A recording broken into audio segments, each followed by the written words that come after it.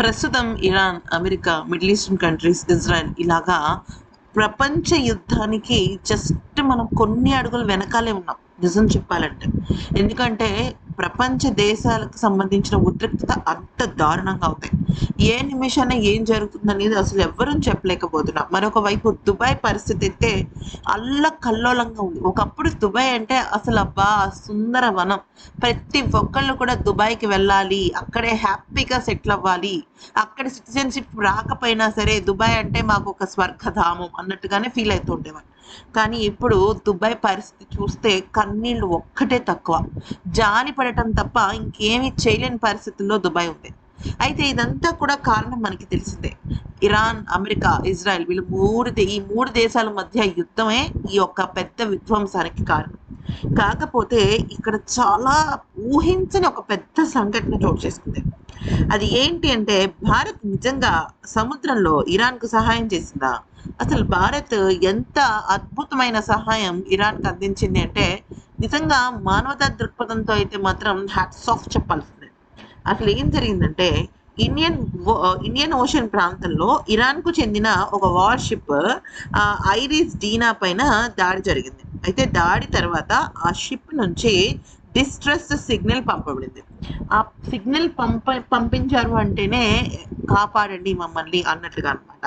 అయితే ఆ సిగ్నల్ వచ్చిన వెంటనే ఇండియన్ నేవీ వెంటనే స్పందించింది. అయితే సెర్చ్ అండ్ రెస్క్యూ ఆపరేషన్ ప్రారంభించి ఎయిర్ క్రాఫ్ట్‌ని మరియు నౌకలని తిరిగి పంపించింది. అయితే ఇంకా పెద్ద సహాయం ఒకటి జరిగింది. అదేంటంటే అదే సమయంలో మరో ఇరాన్ నౌక ఐరిస్ లవాన్ అనేది అది భద్రత కోసం పోర్ట్‌లోకి రావడానికి అభ్యర్థించింది. అంటే చాలా పెద్ద రిక్వెస్ట్ పెట్టుకుంది. యాక్చువల్లీ ఈ యుద్ధానికి సంబంధించి ఈ నేపథ్యంలో అటు అమెరికా గానీ, అంటే అమెరికాని వదిలేసేయండిలే గానీ, ఇరాన్ కానీ, లేకపోతే ఇరాన్ సపోర్టింగ్ కంట్రీస్ కానీ, భారత్‌లోకి గానీ, వేరే ఏదైనా పాయింట్స్‌లోకి ఎంట్రీ ఇవ్వాలంటే ఆ దేశం మద్దతు లేకపోతే అది జరగదు. ఓకే. అయితే ఇక ఈ క్రమంలో భారత్ మానవతా దృక్పథంతో కోచి పోర్ట్‌లోకి డాక్ అవ్వడానికి అనుమతి ఇచ్చింది. అంటే దీని అర్థం ఏంటంటే ఇది రాజకీయ వివాదమా? ప్రపంచ దేశాల వివాదమా? ఇవన్నీ కాదు. మానవతా సహాయం. భారత్ ఎప్పుడు దీనిలో ముందుంటుంది. అయితే చాలామంది విమర్శిస్తున్నారు. అంటే భారత్ ఇది వేరే ఉద్దేశంతో చేసింది. ఇరాన్‌ను రష్యా ఫ్రెండ్స్ కదా! ఇప్పుడు మనకు రష్యా దగ్గర నుంచి ఆయిల్ రావాలి కదా! అందుకని ఇలా మాట మార్చేసింది. ఫ్రెండ్స్ ఇక్కడ మీకు ఒక విషయం చెప్తాను వినండి.